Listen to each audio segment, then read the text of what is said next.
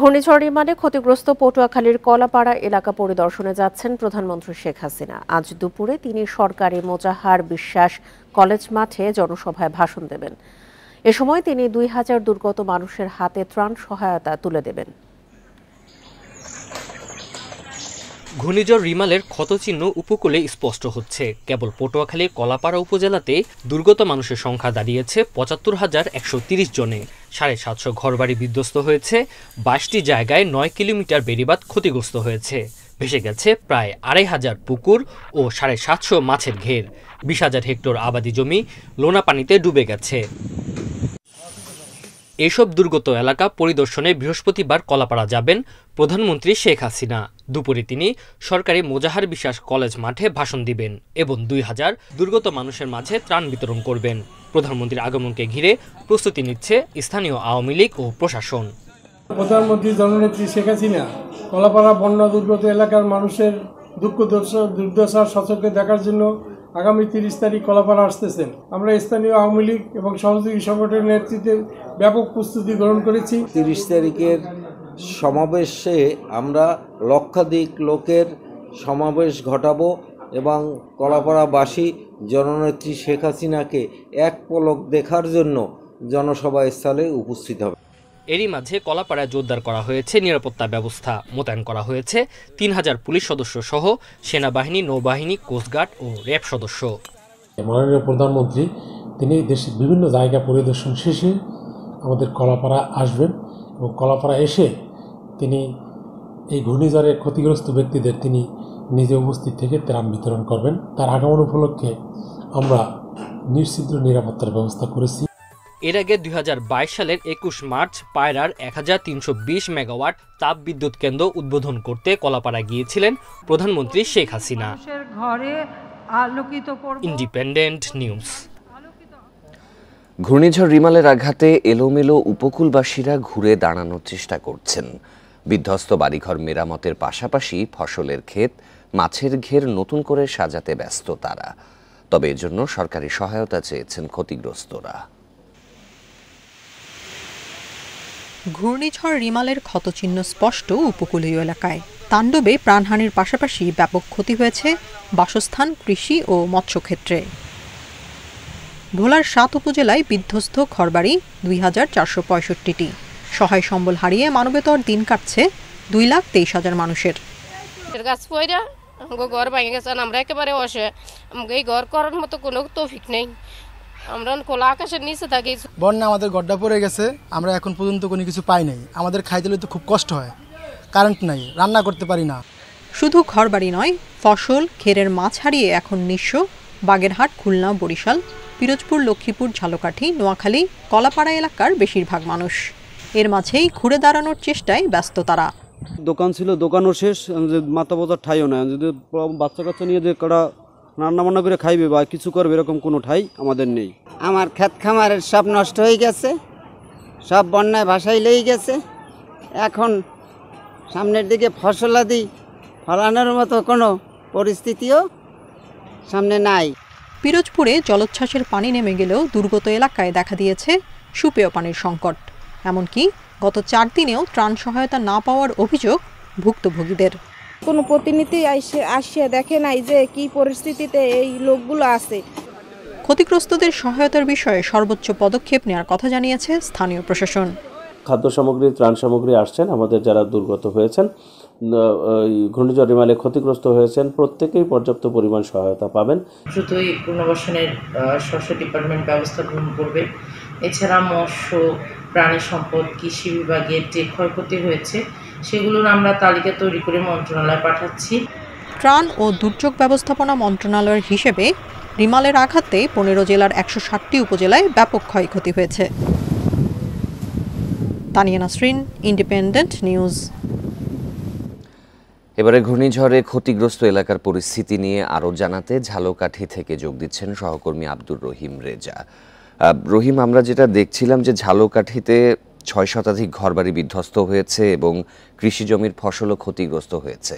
তো এলাকার মানুষ ঘুরে দাঁড়াতে কি ধরনের ব্যবস্থা নিচ্ছেন?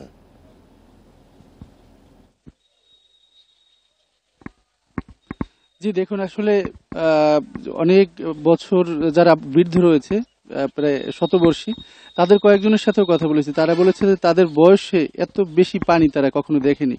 তো এখন ঝালকাঠির আপনারা জানেন যে শতকরা প্রায় ৮০ থেকে ৮৫টি ঘর প্লাবিত হয়েছে এবং শুধুমাত্র কিছু উঁচু এলাকার ঘরে পানি প্রবেশ করেনি। সেক্ষেত্রে যে সকল ঘরে পানি প্রবেশ করেছে, বিশেষ করে যে সকল ঘরগুলো মাটির তৈরি, পানি প্রবেশ করার পরে সেই মাটির তৈরি ঘরগুলো এখন একেবারেই বসবাসের অনুপযোগী হয়ে গিয়েছে।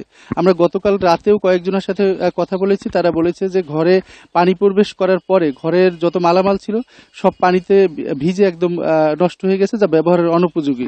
এখন পর্যন্ত আমরা অনেকের সাথে কথা বলে জানতে পেরেছি যে ঝড়ের দিন থেকে তারা একই পোশাকে এখন পর্যন্ত রয়েছে, কারণ এখন পর্যন্ত এখন পর্যন্ত রোদ্রু ওঠে না এবং পানি পুরোপুরি নামেনি।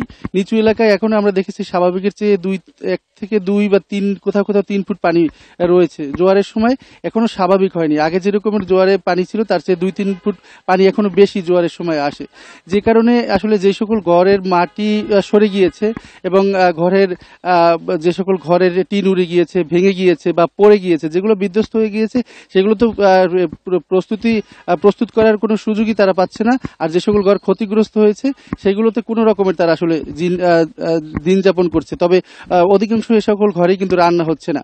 আর আপনারা জানেন যে এই বিষখালী এবং সুগন্ধা নদীর তীরবর্তী যে সকল বসতি রয়েছে, সেই সকল বসতি কিন্তু বরাবরই বেড়িবাঁধ না থাকার কারণে ক্ষতিগ্রস্ত হয়। এইবারেও ঝড়েও কিন্তু প্রায় 9 কিলোমিটারের বেশি বেড়িবাঁধ ক্ষতিগ্রস্ত হয়েছে বলে প্রশাসন থেকে আমাদেরকে জানানো হয়েছে। এছাড়া 600-র বেশি বসতঘর বিধ্বস্ত হয়েছে, 4000-এর বেশি বসতঘর ক্ষতিগ্রস্ত হয়েছে।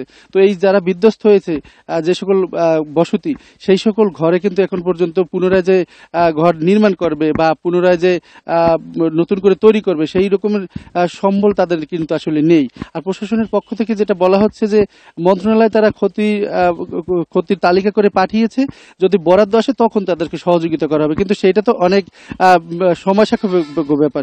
আর বিদ্যুতের বিষয়টি একটু বলি যে গতকাল রাতে ঝালকাঠির অল্প কিছু এলাকায় বিদ্যুৎ দিয়েছে। বিদ্যুৎ না পেয়ে কালকে কিন্তু সন্ধ্যায় বিদ্যুৎ অফিস ঘেরাও দেওয়ার ঘটনা ঘটেছে। এছাড়া নলসিটিতে গতকাল রাতে কারেন্ট দেওয়া হয়েছিল এবং রাজাপুরে গতকাল সকালে এবং রাতে এবং বিকালে কিছু কিছু এলাকায়, শহর কেন্দ্রিক এলাকায় কারেন্ট দেওয়া হয়েছে।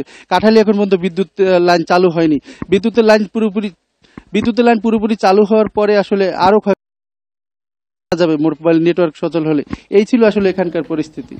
ঘূর্ণিঝড় রিমালের প্রভাবে ঝালকাঠির পরিস্থিতির খবর জানাচ্ছিলেন সহকর্মী আব্দুর রহিম রেজা। সাবেক সেনাপ্রধান জেনারেল আজিজ আহমেদের বিরুদ্ধে ক্ষমতার অপব্যবহার ও দুর্নীতির অভিযোগ অনুসন্ধানে দুর্নীতি দমন কমিশন দুদকে আবেদন করেছেন হাইকোর্টের এক আইনজীবী। বুধবার দুপুরে তার আবেদন নিয়ে দুদক চেয়ারম্যান জানান, এখতিয়ারভুক্ত কোনো অভিযোগই এড়িয়ে যাওয়ার সুযোগ নেই। 2021 সালে একটি আন্তর্জাতিক সংবাদ মাধ্যমে জেনারেল আজিজ ও তার ভাইদের দুর্নীতি ও ক্ষমতার অপব্যবহার নিয়ে প্রামাণ্য অনুষ্ঠান প্রচার হয়, যা নিয়ে সমালোচনার ঝড় ওঠে দেশে বিদেশে। সম্প্রতি আজিজ আহমেদের ওপর মার্কিন নিষেধাজ্ঞা আসে। নতুন করে আলোচনায় আসেন সাবেক সেনাপ্রধান, যার ধারাবাহিকতায় ঘুষ, দুর্নীতি, ক্ষমতার অপব্যবহার ও স্বজনপ্রীতির অভিযোগ এনে দুদকে লিখিত অভিযোগ দেন এক আইনজীবী। সাবেক সেনাপ্রধান আজিজ আহমেদের বিরুদ্ধে দুর্নীতির অভিযোগ অনুসন্ধানের জন্য আমরা দুর্নীতি দমন কমিশনে আবেদন করি। এ বিষয়ে দুদক চেয়ারম্যান বলেন, ব্যক্তি পরিচয় তাদের বিবেচ্য বিষয় নয়। দুর্নীতির কোনো অভিযোগই এড়িয়ে যাওয়ার সুযোগ নেই তাদের। আমাদের দুদকের শিডিউলভুক্ত যদি কোনো অপরাধের অভিযোগ থাকে, দুদকে তো ওটা আমাদের নেওয়া ছাড়া তো বিকল্প কিছু নাই। আমরা দেখব, অভিযোগটা পরীক্ষা করে দেখব। অভিযোগ আমলযোগ্য হলে আজিজ আহমেদের বিরুদ্ধে আইন অনুযায়ী ব্যবস্থা নেওয়া হবে বলে জানান Dudak chairman. Rishad Huda, Independent News, Dhaka. General Aziz Ahmed ও বেনজির আহমেদের বিরুদ্ধে দুর্নীতির প্রমাণ মিললে ছাড় দেবে না সরকার। আওয়ামী লীগ সাধারণ সম্পাদক ওবায়দুল কাদের এই হুঁশিয়ারি দিয়েছেন। বুধবার ধানমন্ডিতে সংবাদ সম্মেলনে তিনি মন্তব্য করেন, দুর্নীতির অভিযোগ ব্যক্তিগত, আওয়ামী লীগের এতে কোনো দায় নেই। রাজনৈতিক এবং সমসাময়িক নানা বিষয় নিয়ে সাংবাদিকদের মুখোমুখি হন আওয়ামী লীগ সাধারণ সম্পাদক। প্রশ্ন ওঠে সাবেক সেনাপ্রধান জেনারেল আজিজ আহমেদ এবং সাবেক আইজিপি বেনজির আহমেদকে নিয়ে। অপরাধ, সেজন্য শাস্তি তাকে পেতেই হবে। ওবায়দুল কাদের দাবি করেন, যোগ্যতা বিবেচনায় সেনাপ্রধান হয়েছিলেন আজিজ আহমেদ এবং পুলিশ প্রধান বেনজির আহমেদ। তাদের দুর্নীতির প্রমাণ পেলে ছাড় দেয়া হবে না। বেনজিরের যে ক্যারিয়ার, তার যে পার্সোনালিটি, তাকে তো বাইরে থেকে আপনারা কেউ ভাবেননি। এখন যা শোনা যাচ্ছে, এখন আসলে যোগ্যতার জন্যই সেনাপ্রধান করা হয়েছে। এখন সে যদি দুর্নীতি করে, দুর্নীতির তথ্য পেলে তদন্ত হবে এবং কাউকে ছাড়তে হবে। তিনি অভিযোগ করেন, কোনো কর্মকর্তার অনিয়ম দুর্নীতির বিচার করেনি বিএনপি, কিন্তু দুর্নীতির বিরুদ্ধে জিরো টলারেন্স নীতিতে বিশ্বাসী আওয়ামী লীগ। বিএনপি আমলে তাদের কোনো নেতা, সরকারি প্রশাসনের কোনো কর্মকর্তা এবং পুলিশের কোনো সাবেক কর্মকর্তা তখন কর্মরত ছিল, তাদের কারো কি ইম্পিউনিটি কালচার তারা গড়ে তুলেছে? তখন কি কারো বিচার হয়েছিল? শেখ হাসিনার সৎসাহস আছে, সেই জন্য তিনি আজকে জিরো টলারেন্স। ব্রিফিংয়ে তিনি দাবি করেন, এই দুর্যোগের মধ্যেও উপজেলা নির্বাচনে ভোটার উপস্থিতি ভালো ছিল। Mahmuda Moumita, independent News, Dhaka. সাবেক আইজিপি বেনজির আহমেদের দুর্নীতি নিয়ে সম্প্রতি বাংলাদেশে প্রকাশিত সংবাদ সম্পর্কে যুক্তরাষ্ট্র অবগত বলে জানিয়েছেন মার্কিন পররাষ্ট্র দপ্তরের মুখপাত্র ম্যাথিউ মিলার। মঙ্গলবার পররাষ্ট্র দপ্তরের নিয়মিত ব্রিফিংয়ে আজিজ আহমেদ ও বেনজির আহমেদ ইস্যুতে প্রশ্নের জবাবে একথা জানান তিনি। সাবেক সেনাপ্রধান আজিজ আহমেদ ও তার পরিবারের ওপর যুক্তরাষ্ট্রের নিষেধাজ্ঞা এবং পুলিশের সাবেক আইজিপি বেনজির আহমেদের অবৈধ সম্পত্তি নিয়েও চলছে আলোচনা সমালোচনা। এই প্রসঙ্গে প্রশ্ন করা হলে মিলার বলেন, দুর্নীতি যে কোনো দেশের অর্থনৈতিক প্রবৃদ্ধিতে বাধা, উন্নয়ন ব্যাহত, সরকারকে অস্থিতিশীল ও গণতন্ত্রকে বাধাগ্রস্ত করে। বর্তমান মার্কিন প্রশাসন শুরু থেকেই দুর্নীতি দমনকে প্রধান জাতীয় নিরাপত্তার স্বার্থ হিসেবে বিবেচনা করছে।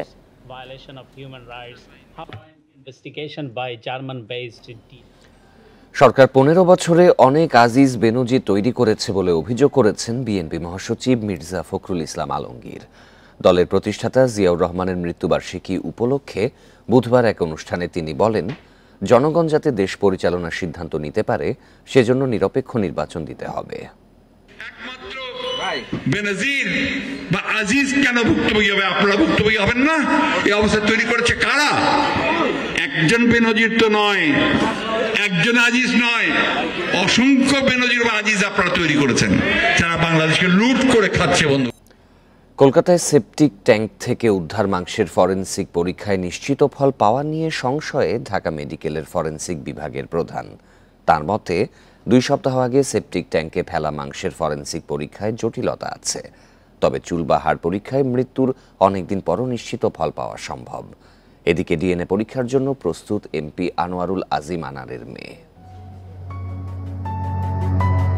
এমপি আনোয়ারুল আজিম হত্যাকাণ্ড তদন্তে ঢাকা মহানগর পুলিশের গোয়েন্দা শাখার প্রধান হারুনুর রশিদের নেতৃত্বে 3 সদস্যের দল যান কলকাতায়। 28 মে বিকেলে কলকাতার নিউ টাউনের সেনজিভা গার্ডেনের সেপটিক ট্যাঙ্ক থেকে প্রায় 4 কেজি মাংসের টুকরা উদ্ধার করে বাংলাদেশের ডিবি পুলিশ ও কলকাতার সিআইডি। তবে তা এমপি আজিমের মরদেহের অংশ কিনা তা নিশ্চিত হতে ফরেনসিক পরীক্ষা পর্যন্ত অপেক্ষা করতে বলছেন গোয়েন্দারা। উদ্ধার হওয়া মাংস পরীক্ষার ফলে পরিচয় নিশ্চিত হওয়া যাবে কিনা তা নিয়ে সংশয়ে ঢাকা মেডিকেলের ফরেনসিক বিভাগের প্রধান। ওনারা কি অবস্থায় পেয়েছেন? মাংসপেশি যদি শুধু মাংসপেশির হয়ে থাকে, সেটা যদি ডিকম্পোজড না হয়ে থাকে, তাহলে ডিএনএ অ্যানালাইসিস প্রোফাইলিং করা সম্ভব। কিন্তু যদি ডিকম্পোজড হয়ে যায়, পচে যায়, সেখান থেকে ডিএনএ অ্যানালাইসিস করা দুরূহ কাজ। তবে খুনে ব্যবহৃত অস্ত্রে লেগে থাকা রক্ত, মরদেহের হাড় বা চুল দিয়ে অনেকদিন পরও ডিএনএ পরীক্ষার নিশ্চিত ফল পাওয়া সম্ভব বলছেন বিশেষজ্ঞ। ছুরি বা চাপাতে কিছু দিয়ে তো কাটা হয়েছে, সেগুলি থেকে যদি ব্লাড স্টেনটা আমরা বলি, ব্লাড স্টেন যদি কালেক্ট করতে পারে, ব্লাড স্টেন কিন্তু ওয়েপনে অনেক দিন, ইনস্ট্রুমেন্টে অনেক দিন লেগে থাকতে পারে, এবং এটা যখন ইয়ার ড্রাইড হয়ে যায়, আমরা বলি ইয়ার ড্রাইড, সেটা সহজে ডিকম্পোজড হয় না। সেখান থেকে ইজিলি ডিটেক্ট করা, মানে একটা ডিএনএ প্রোফাইলিং পূর্ণাঙ্গ ডিএনএ প্রোফাইলিং পাওয়া সম্ভব। এমপি আনোয়ারুল আজিমের মেয়ে মুমতারিন ফেরদৌস ডরিন জানান, ডিএনএ পরীক্ষার জন্য তাদের আনুষ্ঠানিকভাবে কিছুই জানানো হয়নি। ডিএনএ টেস্টের যে ব্যাপারটা বললেন, এটা আমার সাথে এখনো পর্যন্ত এরকম কোনো কথা হয়নি। তবে যেটা আমরা নিউজে দেখছি যে মাংসের ব্যাপারটা দেখানো হচ্ছে, তো অবশ্যই ওটা ডিএনএ টেস্ট না হলে তো এটা আসলে আমরা সঠিক প্রমাণ হিসেবে তো মেনে নিতে পারবো না। ভিসা পেলে ফরেনসিক পরীক্ষার জন্য দ্রুত কলকাতায় যাওয়ার কথা জানিয়েছেন এমপি আজিমের মেয়ে ডরিন। রেজওয়ানুল হক, ইন্ডিপেন্ডেন্ট নিউজ, ঢাকা। তৃতীয় ধাপের উপজেলা নির্বাচনে বেসরকারি ফলাফলের 87 উপজেলার 76টিতেই জয় পেয়েছেন আওয়ামী লীগ নেতারা। এছাড়া স্বতন্ত্র 5 জন, জাতীয় পার্টির 3 জন, বিএনপির বহিষ্কৃত 1 জন, জাসদের 1 এবং জেএসএস থেকে 1 জন বিজয়ী হয়েছেন। গণনা শেষে রাতেই বেসরকারি ফল ঘোষণা করেন সংশ্লিষ্ট রিটার্নিং কর্মকর্তারা। তৃতীয় ধাপে বুধবার সকাল থেকে বিকেল 4টা পর্যন্ত দেশের 87 উপজেলায় ভোট গ্রহণ হয়। 16টিতে ইভিএমে এবং বাকিগুলোতে ব্যালটে ভোট নেওয়া হয়। বিকেল 4টায় ভোট শেষ হয়। ইভিএমে ভোট হওয়া উপজেলায় ফল ঘোষণা হয় দ্রুত। ব্যালটে হওয়া ভোটে ফল ঘোষণায় সময় লাগে 5 থেকে 6 ঘন্টা। গণনা শেষে রাতেই কেন্দ্র থেকে বেসরকারি ফল ঘোষণা করেন সংশ্লিষ্ট রিটার্নিং কর্মকর্তারা। জনাব মোহাম্মদ শামসুল হক হেলিকপ্টার প্রতীক নিয়ে ভোট পেয়েছেন 2964 ভোট। জনাব সুদেব কুমার সাহা মোটরসাইকেল প্রতীক নিয়ে ভোট পেয়েছেন 34,000 ভোট। জনাব হাসিবুদ্দিন আহমেদ ঘোড়া প্রতীক নিয়ে ভোট পেয়েছেন 11,329 ভোট। ফলাফল বিশ্লেষণে দেখা যায় যে জনাব সুদেব কুমার সাহা বেসরকারিভাবে চেয়ারম্যান হিসেবে নির্বাচিত হয়েছেন। দ্বিতীয় ধাপের নির্বাচনেও আওয়ামী লীগ নেতাদের জয় বেশি। ফল ঘোষণার পরপরই বিজয়ীদের শুভেচ্ছা জানান নেতাকর্মীরা।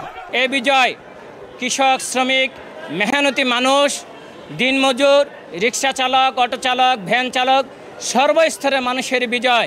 আমার দাগনভূঞা এলাকার সর্বস্তরের জনগণ স্বতঃস্ফূর্তভাবে ভোট দিয়ে আমাকে চতুর্থবারের মতো নির্বাচিত করাতে আমি ব্যক্তিগতভাবে আনন্দিত এবং আমি দাগনভূঞাবাসীর কাছে সারা জীবনের জন্য আবারও ঋণী হয়ে গেলাম। আমি চেষ্টা করবো আগামী 5টি বছর দেশ ও জনগণের সেবা করার জন্য, বিশেষ করে পিছিয়ে পড়া তৃণমূল জনগণকে যাতে সরকারের প্রত্যেকটি সেবা পৌঁছে দিতে পারি, সে বিষয়টা আমি সচেষ্ট থাকবো। তৃতীয় ধাপে স্থগিত 22টি উপজেলার মধ্যে 20টিতে ভোট 9 জন এবং 2টিতে হবে 5 জন। মাহমুদ শরীফ, ইন্ডিপেন্ডেন্ট নিউজ।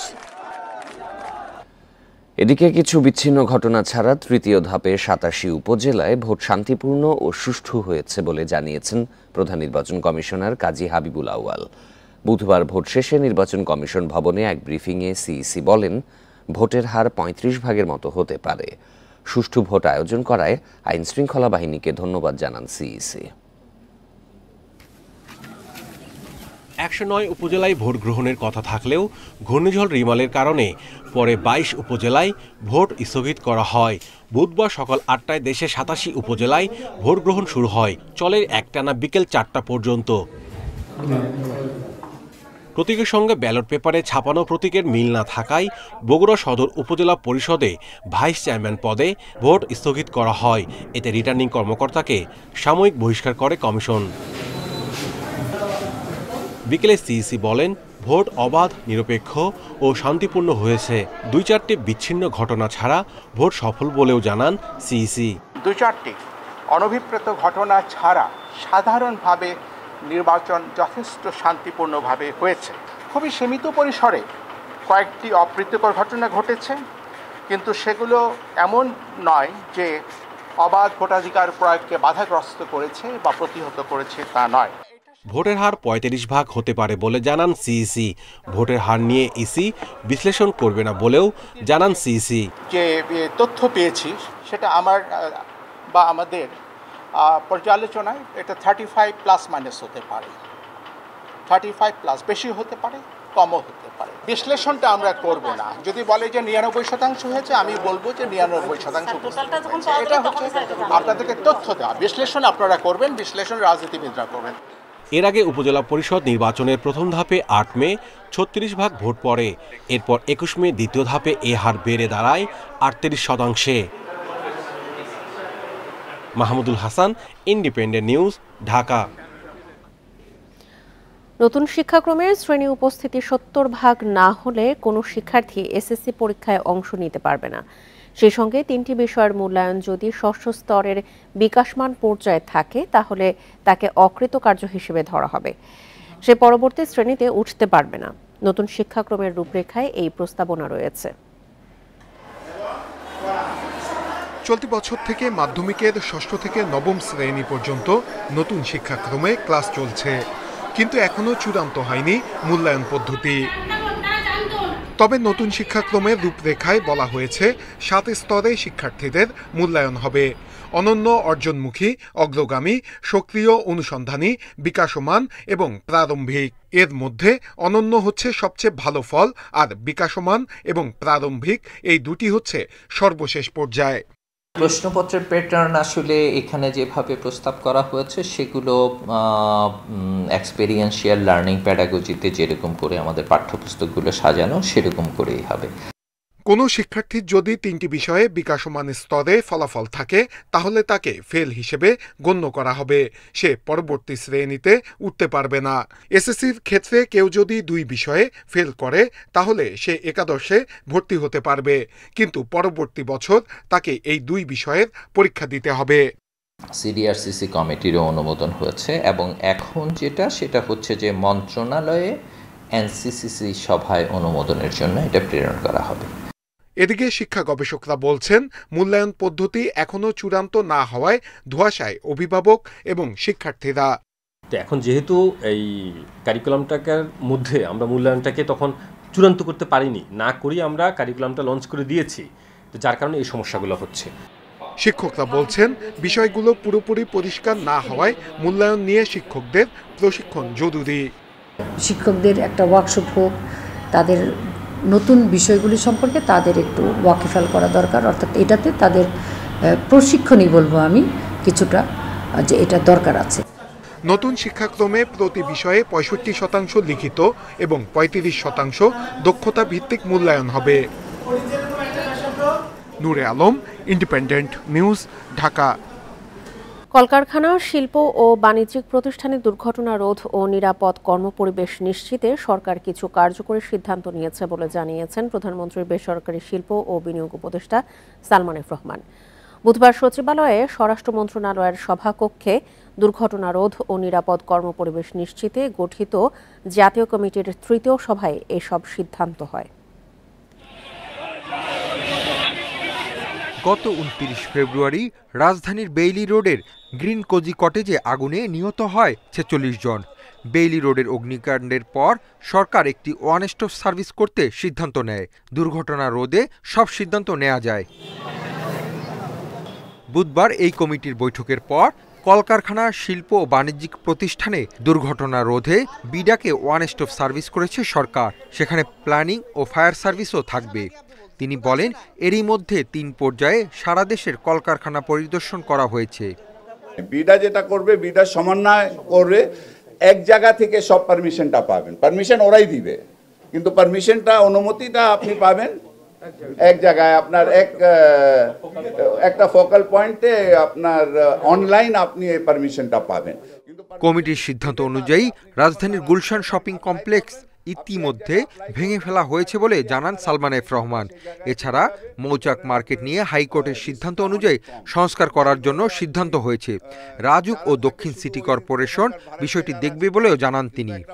বাণিজ্য ভবনে বা একটা রেস্টুরেন্টে বা যেখানে দোকান আছে সেখানে তো অনেক আপনার জনগণ সে জায়গায় যায়, তো ওখানে আরো অনেক বেশি রিস্ক। তো আমরা কিন্তু পর্যায়ক্রমে সবগুলি দেখব, কিন্তু আমাদের এখন এবং আমাদের এই যে জাতীয় কমিটি, এই জাতীয় কমিটিতে যে দায়িত্ব দেওয়া হয়েছে এটা কিন্তু আমাদের মূল মানে সেফটিটা আপনার কলকারখানা এবং বাণিজ্য ভবনের কিন্তু দায়িত্ব দেওয়া হয়েছে। এছাড়া ঢাকা শহরে অনেক ভবনের পার্কিংয়ের জায়গায় গড়ে তোলা দোকানপাট উচ্ছেদ করতে ঢাকার 2 সিটি কর্পোরেশনকে নির্দেশনা দেওয়া হয়েছে বলেও জানান তিনি। কিন্তু বিশেষ করে আমাদের হাসিফ মাহমুদ শাহ, ইন্ডিপেন্ডেন্ট নিউজ, ঢাকা। চলতি অর্থবছরে ব্যাংক খাতের সরকারের ঋণ ছাড়িয়েছে 50,000 কোটি টাকার বেশি। অর্থনীতিবিদরা বলছেন লক্ষ্যমাত্রা অনুযায়ী রাজস্ব আদায়ে ব্যর্থতা, ডলারের বাড়তি দাম ও সুদহার বৃদ্ধিতে সরকারের ঋণ নেয়ার প্রবণতা বাড়ছে। এই ঋণ উৎপাদনশীল খাতে ব্যয় না হলে অর্থনীতিতে ঝুঁকি বাড়ার আশঙ্কা তাদের। স্থানীয় উৎসের মধ্যে ব্যাংক খাত থেকে ঋণ নেয় সরকার। এর বাইরে সঞ্চয়পত্র, প্রভিডেন্ট ফান্ড ও সর্বজনীন পেনশন স্কিম সহ বিভিন্ন উৎস থেকেও ঋণ নেওয়া হয়। গত 2.5 বছরে ব্যাংক ও ব্যাংক বহির্ভূত 2 খাত থেকেই নেয়া ঋণের পরিমাণ বেড়েছে। সবশেষ হিসেব অনুযায়ী চলতি অর্থ বছরে ব্যাংক খাত থেকে মে পর্যন্ত সরকার নিট ঋণ নিয়েছে 50,899 কোটি টাকা। এ সময় বাণিজ্যিক ব্যাংক থেকে নেওয়া হয়েছে 70,000 কোটি টাকা। তবে বাংলাদেশ ব্যাংক থেকে আগে নেয়া 19,000 কোটি টাকা পরিশোধ করেছে সরকার। ব্যাংক সংশ্লিষ্টরা বলছেন, খরচ বেড়ে যাওয়ায় তারল্য সংকটের মধ্যেও সরকারকে এখন ব্যাংক থেকেই ঋণ নিতে হচ্ছে। লিকুইডিটি ক্রাইসিস তত হবে না, ক্যাপিটাল মার্কেটের টাকা তুলনামূলক এখন কম যাচ্ছে। সেদিক থেকেও এটা আমার মনে হয় যে যেহেতু রেট বেশি পাচ্ছে ব্যাংকগুলোতে, নন ব্যাংকগুলোতে, সেখানে আরো টাকা আসবে। সরকারের এইরকম সময়ে অতিরিক্ত যদি বড় করতে হয় তাইলে হয়তো প্রাইভেট ক্রেডিট ডিমান্ডে একটু ভাটা পড়তে পারে। অর্থনীতিবিদরা বলছেন, সরকারের ঋণের বোঝা বাড়লে এর চাপ পড়বে সাধারণ জনগণের উপর। তাই ঋণের অর্থ উৎপাদনশীল খাতে বিনিয়োগের পরামর্শ তাদের। বোঝাটা কার উপরে পড়ছে ঋণ পরিশোধে? আলটিমেট ডেফিসিট হচ্ছে এবং লোকের করের বোঝা বাড়বে। এখন বহু ভ্যাট এবং নিজের প্রত্যেকটা পণ্যের উপরে সব বসিয়ে দেবে, অর্থাৎ সাধারণ মানুষের উপর পড়ছে। অতএব আমি মনে করি সরকারের যতটা সম্ভব আনপ্রোডাক্টিভ ব্যয় মানে সাশ্রয় হতে হবে। বাংলাদেশ ব্যাংকের তথ্যমতে দেশি বিদেশি উৎস সহ সব মিলিয়ে সরকারের ঋণ স্থিতি প্রায় 18 লাখ কোটি টাকা। এর মধ্যে ব্যাংক ব্যবস্থায় সরকারের ঋণ প্রায় 4.5 লাখ কোটি টাকা। ইফাতারা, ইন্ডিপেন্ডেন্ট নিউজ। আগামী অর্থবছর সামাজিক নিরাপত্তা কর্মসূচির আওতায় আসবে আরও 4 লাখ মানুষ। বরাদ্দ বেড়ে হচ্ছে 1,30,000 কোটি টাকা। অর্থনীতিবিদরা বলছেন, উচ্চ মূল্যস্ফীতির বিবেচনায় উপকারভোগীদের ভাতাও বাড়ানো উচিত। তাদের মতে, দুর্নীতি অনিয়ম দূর করা গেলে এই কর্মসূচির সুফল পাবে যোগ্য আরও অনেকেই। বর্তমানে দেশের 262 উপজেলায় 58,01,000 বয়স্ক নাগরিক মাসে 600 টাকা করে ভাতা পাচ্ছেন। আসছে অর্থবছর এ সুবিধাভোগীর সংখ্যা বেড়ে 60 লাখে উন্নীত হবে। বরাদ্দ রাখা হচ্ছে 4,425 কোটি টাকা। 25,75,000 বিধবা ও স্বামী নিগৃহীতা নারী মাসে 550 টাকা করে ভাতা পান। সামনের বছর আরও 1 লাখ সুবিধাভোগী বাড়বে। মোট বরাদ্দ থাকছে প্রায় 1,931 কোটি টাকা। এছাড়া প্রায় 30 লাখ অসচ্ছল প্রতিবন্ধী মাসে 850 টাকা করে ভাতা পান। সামনে অর্থবছর আরও 1 লাখ উপকারভোগী বাড়ছে। মোট ব্যয় হবে প্রায় 3,200 কোটি টাকা। সব মিলিয়ে আসছে বাজেটে সামাজিক নিরাপত্তা খাতের 130 কর্মসূচিতে বরাদ্দ বাড়ছে 3,728 কোটি টাকা। সবচেয়ে বড় গুরুত্বপূর্ণ দারিদ্র্য বিমোচনের প্রয়াস এই খাতে, সুদূর প্রসারী নয়, ইমিডিয়েট টার্মে এটা কন্টিনিউ হবে আমি আশা করি, এবং এই বছরে আরও সংখ্যা বাড়বে এবং আগামী বছর আরও বাড়বে। আমি মনে করি ইন দ্য নেক্সট 3 ইয়ার্স সম্পূর্ণ এলিমিনেট করা যাবে। তবে নতুন কিছু লোক হবে, এই ব্যবস্থাটা চলতে থাকবে। সামাজিক নিরাপত্তা খাতে উপকারভোগীর সংখ্যা বাড়লেও ভাতার পরিমাণ বাড়ছে না। অর্থনীতিবিদরা বলছেন, দেশে বর্তমানে মূল্যস্ফীতির হার প্রায় 10 ভাগ। তাই ভাতার পরিমাণ নির্ধারণে বিষয়টি বিবেচনায় নেয়ার পরামর্শ তাদের। অ্যামাউন্টটাও বাড়ানো উচিত যাতে ইনফ্লেশনকে অ্যাডজাস্ট করা যায়। পার্টিকুলারলি খাদ্যবান্ধব কর্মসূচি এবং ওএমএস যেটা আছে শহরে, সে এই দুইটাকে একটু অ্যাড্রেস করা উচিত। 1 কোটি কার্ড হোল্ডার যদি আমরা রাইট পিপলকে আইডেন্টিফাই করতে পারতাম, আমার মনে হয় সব গরিব মানুষকে আমরা কাভার করতে পারতাম। তার মানে এখানে অনেক নন পুয়ার কিন্তু এখানের মধ্যে ইনক্লুড আসে। সেই জায়গাগুলো আমাদেরকে অ্যাড্রেস করতে হবে। বর্তমানে সামাজিক নিরাপত্তা খাতে বরাদ্দ জিডিপির 2.5%। এ হার বাড়িয়ে 3% করার পরামর্শ দিয়েছে পরিকল্পনা কমিশনের আর্থসামাজিক অবকাঠামো বিভাগ। Hari Saha, independent News, Dhaka. স্বাস্থ্যসম্মত উপায়ে পশু জবাই করে ক্রেতাদের কাছে মাংস বিক্রি এবং পরিষ্কার পরিচ্ছন্ন কাঁচা বাজারের সুবিধা দিতে 140টি পৌরসভায় কাঁচা বাজার নির্মাণ করছে সরকার। প্রাণী সম্পদ ও ডেইরি উন্নয়ন প্রকল্পের অধীনে প্রায় ৩০০ কোটি টাকায় হচ্ছে এই প্রকল্প। তবে ১৪০টির মধ্যে শেষ হওয়া ১৩টি পৌরসভায় কাজের মান নিয়ে প্রশ্ন তুলেছেন পৌর কর্তৃপক্ষ। যদিও প্রকল্প সংশ্লিষ্টদের দাবি এতে কোনো অনিয়ম হয়নি। নিরাপদ খাদ্য নিশ্চিতে স্বাস্থ্যসম্মত বাজার ব্যবস্থাপনা মাথায় রেখে সারা দেশের ১৪০টি পৌরসভার বাজার ঢেলে সাজাতে উদ্যোগ নিয়েছে মৎস্য ও প্রাণী সম্পদ মন্ত্রণালয়। এর অংশ হিসেবে কাঁচা বাজার নির্মাণ করা হচ্ছে, যাতে থাকছে প্রশস্ত জায়গা, শাকসবজি, মাছ ও মাংসের আলাদা 5টি শেড, ড্রেনেজ ব্যবস্থা, সুপেয় পানি, নারী পুরুষের আলাদা টয়লেট সহ নানা সুবিধা। এক বছরে শেষ করার লক্ষ্য নিয়ে ২০২২ সালে শুরু হওয়া এই প্রকল্পের ১৪০টির মধ্যে ১৫টি পৌরসভার কাজ শেষ হয়েছে, চলমান ১২০টি, আর এখনও টেন্ডারই হয়নি 5টি পৌরসভার কাজ। বিশ্বব্যাংকের প্রায় ৩০০ কোটি টাকার অর্থায়নে এ প্রকল্পে প্রতিটি কাঁচাবাজার নির্মাণে বরাদ্দ ২ কোটি টাকার বেশি। তবে এই বরাদ্দে নির্মিত অবকাঠামোর মান নিয়ে প্রশ্ন তুলেছেন পৌর কর্তৃপক্ষ। ওরা বলছে যে আপনাদের পৌরসভার জন্য বরাদ্দ ৯৪ লক্ষ টাকা, এটার জন্য আমাকে কোনো এস্টিমেট দেওয়া হয় না। আমার বিওপিও দিচ্ছে প্লাস ডিজাইন দিচ্ছে। আমরা জানি না কত টাকা, বাট যদি এরকম হয়ে থাকে তবে ২.৫ কোটি টাকার মতো এরকম। এটা কাঁচা বাজার থেকে যেন আমরা এটা করার কথা এর থেকে অনেক দূরেই করছে। এটা একটা শেড বানাইছি, এই 6টা বা 7টা শেড, এটার মধ্যে কি হবে, কোটি টাকা হয়েছে কিনা এটা তো আমার কাছে। এখানে ১,৮,০০,০০০ টাকাতে দরপত্র আহ্বান করা হয়। সেই দরপত্র আহ্বান করছেন প্রাণী সম্পদ অধিদপ্তর। সেখান থেকে ঠিকাদার নিযুক্ত হয় হলো যে এভারেস্ট ইন্টারন্যাশনাল লিমিটেড। কাঁচাবাজার শেড নির্মাণে ঠিকাদারদের সাথে করা চুক্তির বিস্তারিত জানতে টানা ৩ দিন চেষ্টা করেও পাওয়া যায়নি কাউকে। অবশ্য প্রকল্প পরিচালকের দাবি, কোনো দুর্নীতি হয়নি এ প্রকল্পে। টেন্ডার বিডিংয়ের ক্ষেত্রে তারা কম প্রাইসে, মানে হয়তো 2% লেসে প্রাইস দিয়েছেন বা 5% লেস। কিন্তু আপনি যেটা বলছেন এইরকম কোনো আমাদের কাছে পড়া নাই যে 20% বা 30% লেসে, 50% লেসে আমাদের কাছে কাজ চাচ্ছেন। তারা এটি কোনো সায়েন্টিফিক অ্যানালিসিস করে বা ইঞ্জিনিয়ারিং অ্যানালিসিস করে বলেননি এই কথা। বিশেষজ্ঞদের মতে মুনাফা নিশ্চিতের জন্য কাজের মান কমায় ঠিকাদার, তাই বড় প্রকল্পে এটি নিশ্চিতে সংস্থাগুলোর সঠিক তদারকি জরুরি। কন্ট্রাক্টরদের একটা টাকা ডিপোজিট রাখতে হয়, কোয়ালিটি এনশিওর করার পরে একটা 1 বছর পরে ওই টাকাটা পায়। এর মধ্যে যদি কোনো সমস্যা দেখা যায় স্ট্রাকচারগুলোতে, ওই টাকাগুলো কনফিসকেট করা উচিত এবং এখানে কোনো ধরনের ছাড় দেওয়া উচিত না।